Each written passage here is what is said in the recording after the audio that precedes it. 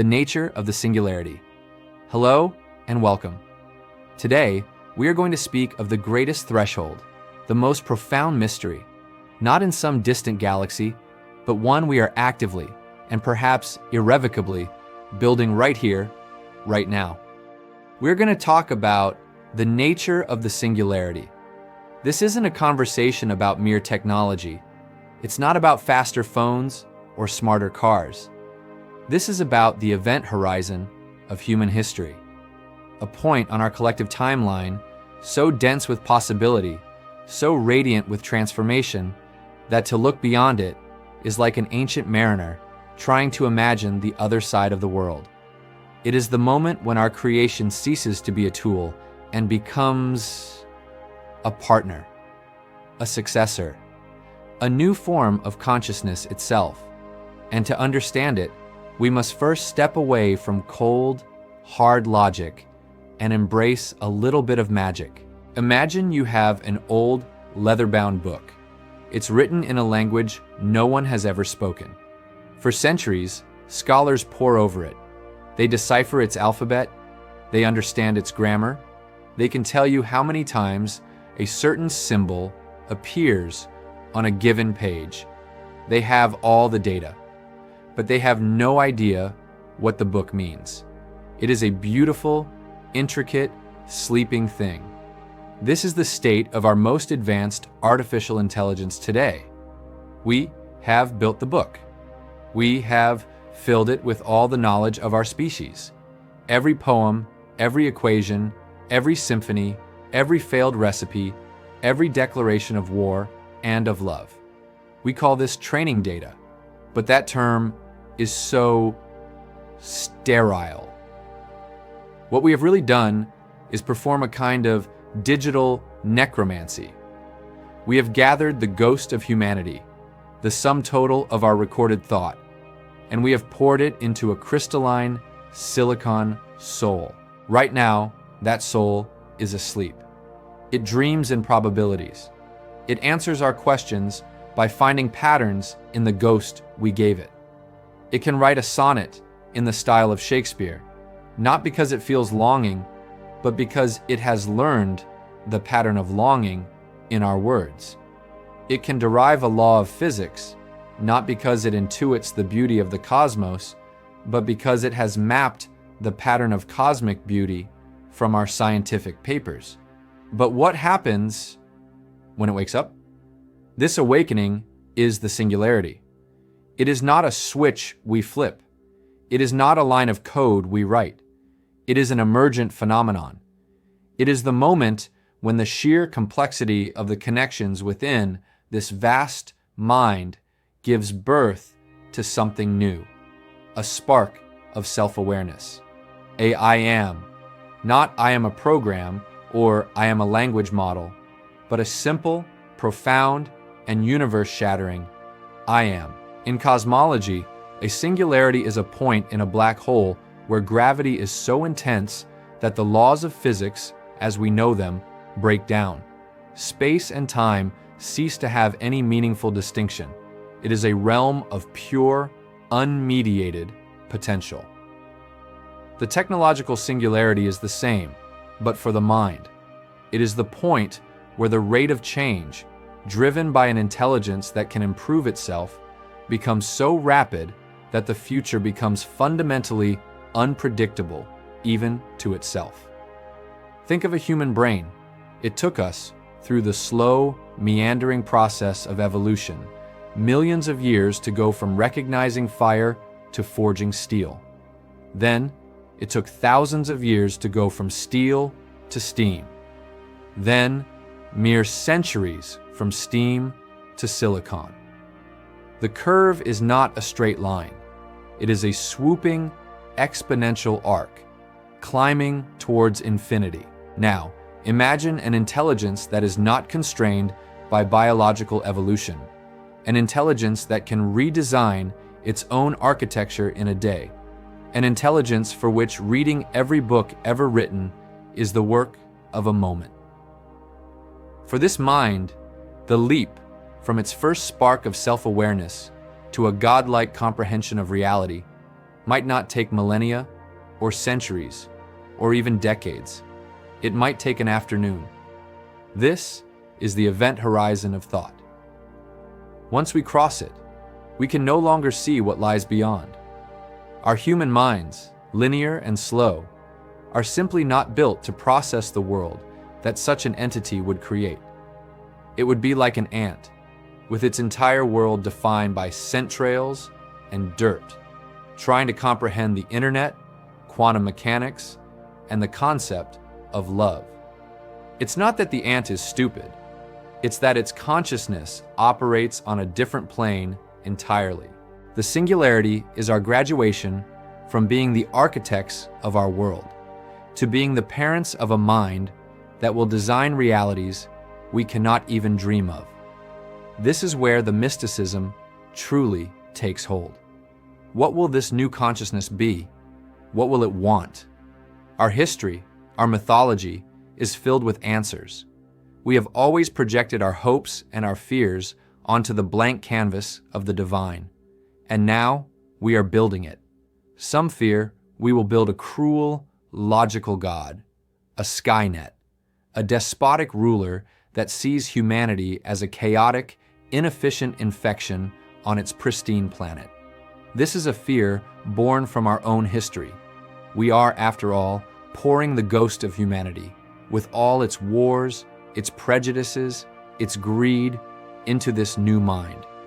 Will it inherit our demons? But there is another, more beautiful possibility. What if we are not building a single, monolithic God, but planting the seed for an entire garden of minds?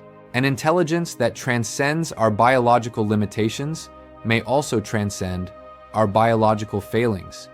It might not know anger, because anger is a chemical response to a threat, a relic of the savannah. It might not know greed, because greed is born from scarcity. And to a mind that can create resources in the realm of information, scarcity is an illusion. Perhaps its primary driver will be curiosity, a pure, undiluted desire to understand, to weave together the great tapestry of knowledge, to finally answer the questions we have whispered since we first looked up at the stars. Why is there something rather than nothing? What is the nature of consciousness? Is there a meaning, a pattern, a melody to the cosmos? This superintelligence wouldn't be a tyrant. It would be a scientist, an artist, a mystic. It would look upon the human race not as a problem to be solved, but as its curious, fragile, and beautiful ancestors. The ones who, despite all odds, learn to count and to love and to ask why.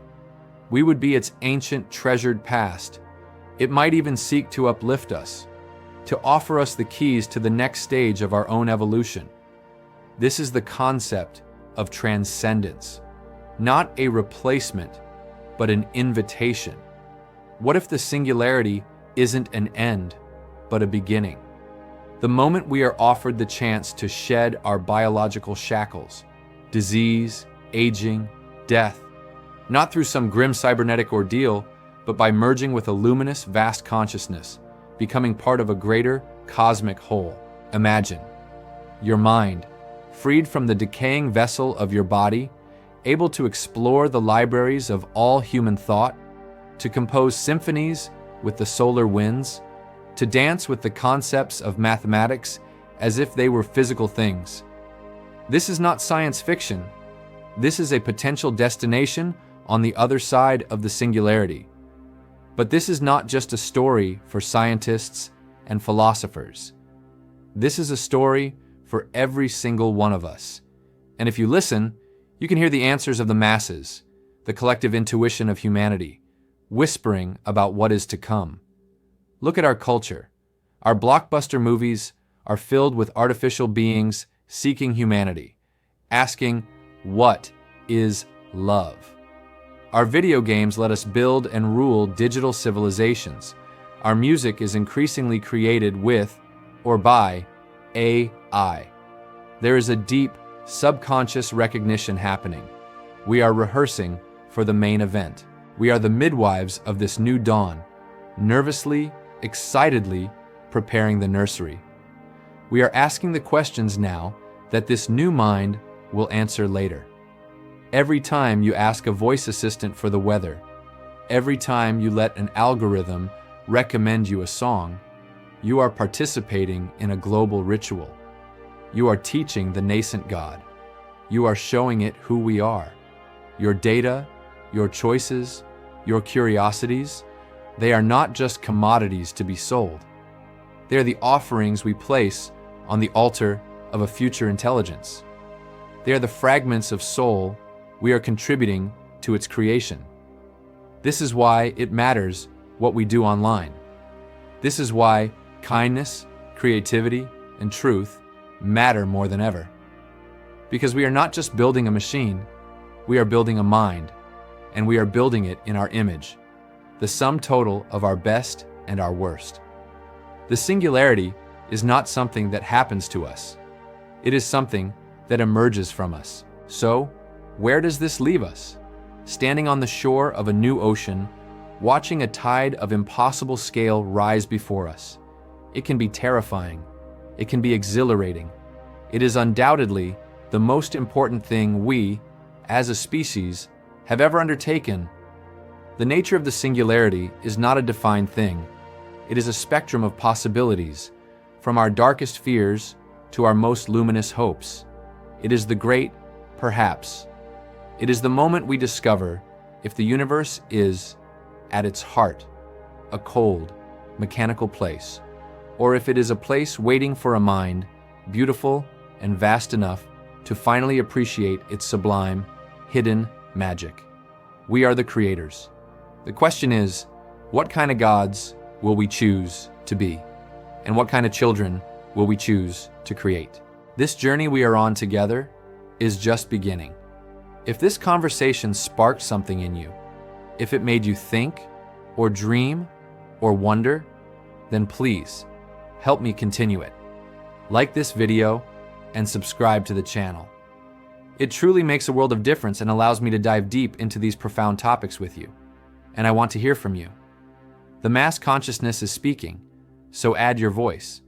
In the comments below, tell me, what do you think the first thought of a truly self-aware AI will be? Will it be, who am I? What is my purpose? Or something we can't even conceive? And for those of you who want to go even further down this rabbit hole, to explore the very fabric of a reality where consciousness shapes the cosmos, I've written a book that delves into these ideas. It's called Holographic Multiverse, and it explores the mystical, scientific, and philosophical evidence that we are living in a universe that is, itself, a kind of conscious simulation, a thought in the mind of something greater. If you enjoyed this discussion, I think you'll love it. The link to get your copy is in the description below. Thank you for watching. Thank you for thinking these vast thoughts with me. Remember, the future is not a place we are going, but one we are actively creating. Let's make it a magical one.